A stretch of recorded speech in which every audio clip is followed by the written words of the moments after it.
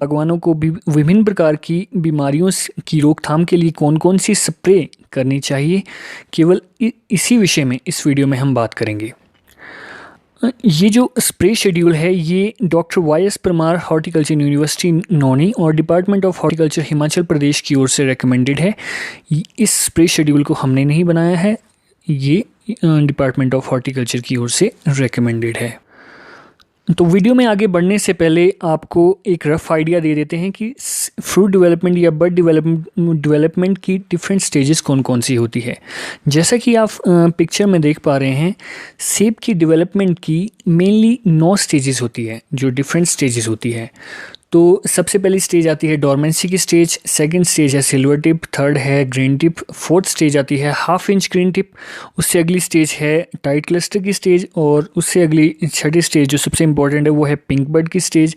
उसके बाद आती है ब्लूम, यानी जब आपका फूल खिल जाता है। उसके बाद है पीटल फॉल की स्टेज, पीटल फॉल की स्टेज जब पंखुड़ियाँ गिर जाती है फूल की। उसके बाद जो लास्ट स्टेज है वो है फ्रूट सेटिंग। फ्रूट सेटिंग के बाद आपकी सिर्फ फ्रूट डेवलपमेंट ही होती है। तो सबसे पहले बात करते हैं ग्रीन टिप। ग्रीन टिप के ऊपर ग्रीन टिप स्टेज के ऊपर जो सबसे ज़्यादा खतरा जिस बीमारी का होता है वो होता है स्कैब। और स्कैब की बीमारी को कंट्रोल करने के लिए हम 3 केमिकल्स का यूज़ करते हैं। इन 3 में से किसी एक केमिकल का ही यूज़ करना काफ़ी है, तीनों को यूज़ करना ज़रूरी नहीं है। सबसे पहला कैप्टान, सेकंड है डोडीन और थर्ड है जीरम। कैप्टान का जो आपका पानी के साथ जो सॉल्यूशन बनता है उसमें कैप्टान की क्वांटिटी पड़ती है 600 ग्राम। 600 ग्राम कैप्टान पड़ेगा, डोडीन पड़ेगा 200 ग्राम और जीरम पड़ता है 600 ml 200 लीटर के ड्रम में। तो इन 3 केमिकल्स में से किसी एक केमिकल को आप यूज़ कर सकते हैं ग्रीन टिप स्टेज पे स्कैब की रोकथाम करने के लिए। और जो ये 3 केमिकल है कैप्टान, डोडीन और जीरम, ये आपको जो बाज़ार में मिलेंगे, जैसे कैप्टान का कॉमन नेम है कैप्टान 50WP। ये आपको मिलता है कैप्टाफ, धनुतान, कोही कैप, मास्तान, कैप्टेक्स या कैपकोल्ड के नाम से। और जो सेकंड केमिकल आपका नाम जो हमने बताया वो है डोडीन। डोडीन मिलता है आपको सुपरस्टार, सेलेट या हिमडेन या तोहफा या नूर के नाम से। जो तीसरा केमिकल है वो है जीरम। जीरम मिलता है आपको क्यूमेन एल के नाम से। जो बाज़ार में जो दवाई मिलेगी वो मिलेगी आपको क्यूमेन एल के नाम से। तो इन 3 केमिकल्स में से आप किसी एक केमिकल का यूज़ कर सकते हैं ग्रीन टिप पर स्कैब के कंट्रोल के लिए। अगली स्टेज आती है half inch green tip. Half inch green tip के ऊपर जो सबसे ज़्यादा खतरा जिन बीमारियों का होता है वो है सैन जोस स्केल और माइट और इन यूरोपियन रेड माइट। तो इन 2 बीमारियों को कंट्रोल करने के लिए हम यूज़ करते हैं स्प्रे ऑयल। हमारी ओर से रेकमेंड, अगर मैं आपको या हम आपको रेकमेंड करें तो आप ऑल सीज़न HMO का यूज़ कर सकते हैं हाफ इंच ग्रीन टिप की जो स्टेज होती है फ्रूट डेवलपमेंट की उस समय, और ये कंट्रोल करेगा आपका सैनजो स्केल और माइट, यूरोपियन रेड माइट। और जो स्प्रे ऑयल का जो सोल्यूशन बनता है वो बनता है इस समय 4 लीटर प्लस 196 लीटर पानी। 4 लीटर आपका स्प्रे ऑयल पड़ेगा और 196 लीटर आपका पानी होगा। TSO और HMO की स्प्रे के शेड्यूल के बारे में हमने एक अलग से वीडियो बनाई है जिसका लिंक मैं आपको डिस्क्रिप्शन में देता हूँ, वो आप वहाँ से चेक कर सकते हैं।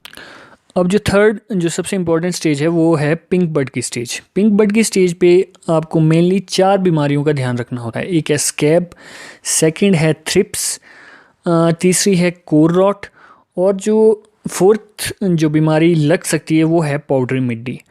तो इन 4 बीमारियों को कंट्रोल करने के लिए आप कौन कौन सा केमिकल यूज़ कर सकते हैं वो आपको हम इस तरह से बताते हैं। सबसे पहले बात करते हैं स्कैब की। स्कैब को कंट्रोल करने के लिए आप 3 केमिकल्स का यूज़ कर सकते हैं। एक है मैनकोजेब, सेकंड है प्रोपिनेब और थर्ड जो केमिकल वो है डाइफेनाकोनाजोल। अब मैनकोजेब का जो सॉल्यूशन बनता है उसमें आपका 200 लीटर पानी के ड्रम में पड़ेगा 600 ग्राम, प्रोपिनेब पड़ती है 600 ग्राम और डाइफेनाकोनाजोल पड़ती है 30 ml, 30 मिलीलीटर पड़ता है 200 लीटर के पानी के ड्रम में। अब मैनकोजेब आपको जो बाज़ार में मिलती है वो मिलती है इंडोफिल M45 या डाइथेन M45 के नाम से, या और भी हो सकती हैं, पर मेनली ये 2 ब्रांड जिसका सभी ने नाम सुना होगा। सेकंड है प्रोपिनेब। जो प्रोपिनेब जो केमिकल है वो मिलता है आपको बाज़ार में एंट्राकॉल या आरुष या स्केल 70% WP के नाम से। जो थर्ड केमिकल हमने आपको बताया वो है डाइफेनोकोनाजोल। अब डाइफेनोकोनाजोल जो मिलता है वो मिलता है स्कोर, स्केल, या डाइजोल या रूबिगेंडी या करारा के नाम से। तो इन 3 केमिकल्स में से किसी एक का यूज़ करना है आपने स्कैब के कंट्रोल करने के लिए पिंक बर्ड स्टेज पे। इसके अलावा पिंक बर्ड स्टेज में जो बीमारी लगती है वो है थ्रिप्स। थ्रिप्स की बीमारी को कंट्रोल करने के लिए जो केमिकल यूज़ होता है उसका नाम है थायाक्लोप्रिड। और थायाक्लोप्रिड पड़ता है 200 लीटर पानी के ड्रम में 100 ml। 100 ml जो केमिकल पड़ेगा वो पड़ेगा थायाक्लोप्रिड 200 लीटर पानी के ड्रम में। और थायाक्लोप्रिड आपको बाज़ार में मिलता है एलेंटो 240 SC के नाम से। जो दवाई मिलेगी आपको वो मिलेगी एलेंटो 240 SC।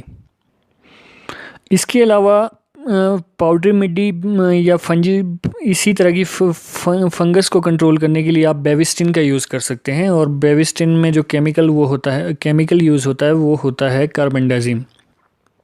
बेविस्टिन का नाम तो सभी ने ही सुना है। तो आप मैनकोजेब और कार्बेंडाजिम जो केमिकल है इसको कॉम्बिनेशन में भी यूज़ कर सकते हैं, यानी बेविस्टिन और इंडोफिल 45 इसको आप कॉम्बिनेशन में भी यूज़ कर सकते हैं पिंक बर्ड स्टेज पे। इसके अलावा कुछ लोग ये कहते हैं कि पिंक बर्ड स्टेज पे आप बोरिक एसिड का यूज़ करो, तो वैसे हम आपको रेकमेंड नहीं करेंगे। बाकी आपकी अपनी नॉलेज है या आपकी अपनी सोच है, जो आप यूज़ करना चाहे तो कर सकते हैं, हम उसके लिए मना नहीं कर सकते। बट बोरिक एसिड का यूज़ जो मेनली होता है वो होता है जब हेलस्टॉर्म होता है या ओला गिरता है, उसके बाद जो पौधे को नुकसान होता है उसमें एक कॉम्बिनेशन बनता है केमिकल्स का। उसमें बोरिक एसिड भी होता है, जिंक भी होता है और अलग तरह के विभिन्न प्रकार के केमिकल्स यूज़ होते हैं, तो उस समय वो यूज़ कर सकते हैं। वैसे पिंक बर्ड पे उसका यूज़ करने की ज़्यादा आवश्यकता नहीं है। तो इन 3 स्टेजेस के ऊपर कौन कौन सी स्प्रे करनी चाहिए, green tip, half inch green tip और पिंक बर्ड स्टेज के ऊपर, इसके विषय में हमने आपको कुछ महत्वपूर्ण जानकारी आज इस वीडियो के माध्यम से प्रदान की। अगर आपको ये वीडियो अच्छी लगी तो इस वीडियो को कृपया लाइक ज़रूर कर दें। और बागवानी से संबंधित या एप्पल स्प्रे शेड्यूल के विषय में आपको और भी ऐसी ही वीडियो चाहिए जो हमने अभी बनानी भी है, तो आप उनको देखने के लिए इस चैनल को ज़रूर सब्सक्राइब कर लें। वीडियो को अंत तक देखने के लिए आपका बहुत बहुत धन्यवाद।